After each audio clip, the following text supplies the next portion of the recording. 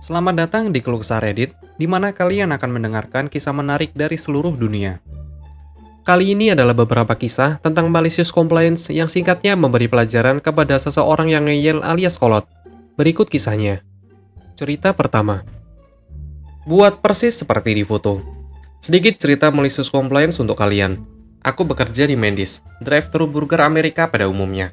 Aku memiliki banyak permintaan saat aku menerima pesanan melalui headsetku.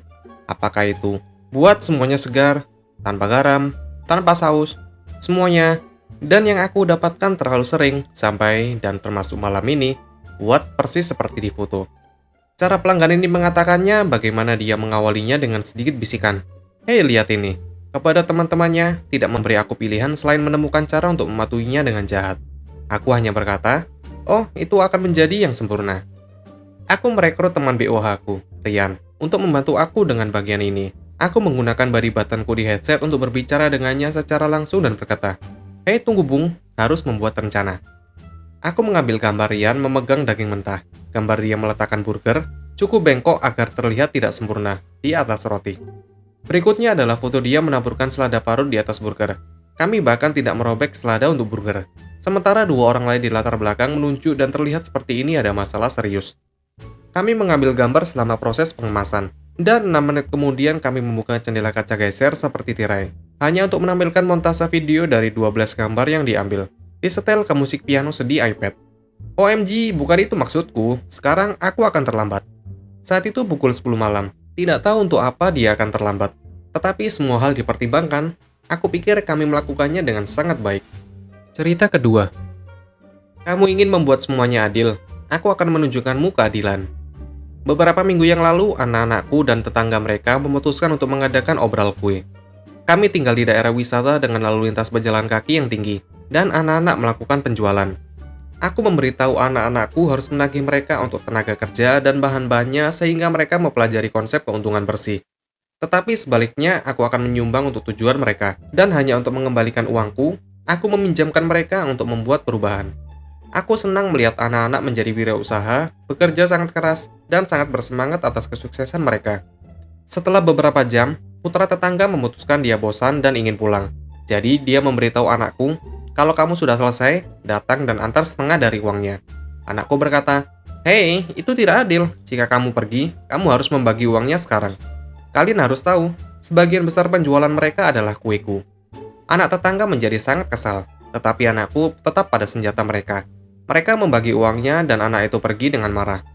Anakku datang beberapa jam kemudian, setelah membawa pulang semua perlengkapan dan membersihkannya, kesal karena anak tetangga itu kesal pada mereka. Kemudian aku mendapatkan ketukan di pintu, itu ibu tetangga, dengan anak itu, yang masih cemberut. Ibu memegang tanda terima. Ibu menjelaskan mereka membeli banyak barang untuk obral kue, itu menghabiskan banyak uang, dan tidak adil jika anakku menghasilkan uang dari barang-barang mereka, dan bahwa mereka harus diberi kompensasi untuk apa yang mereka beli.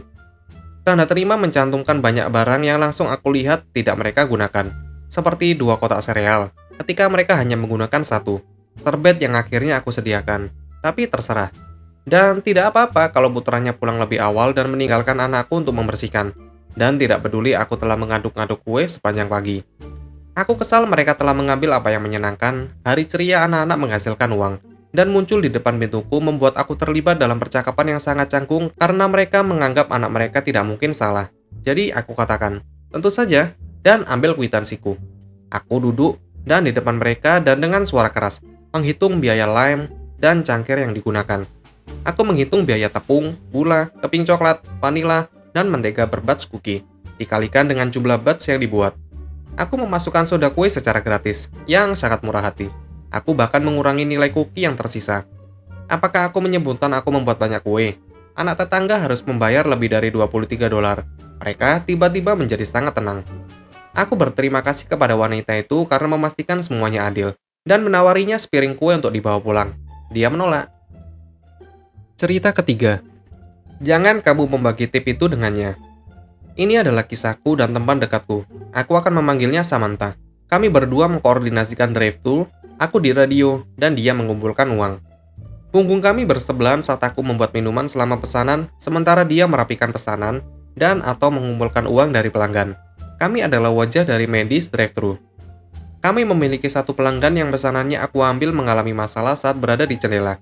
Masalahnya sepenuhnya salahku, karena aku tidak sepenuhnya menerima pesanan sebelum Samantha memverifikasi mereka.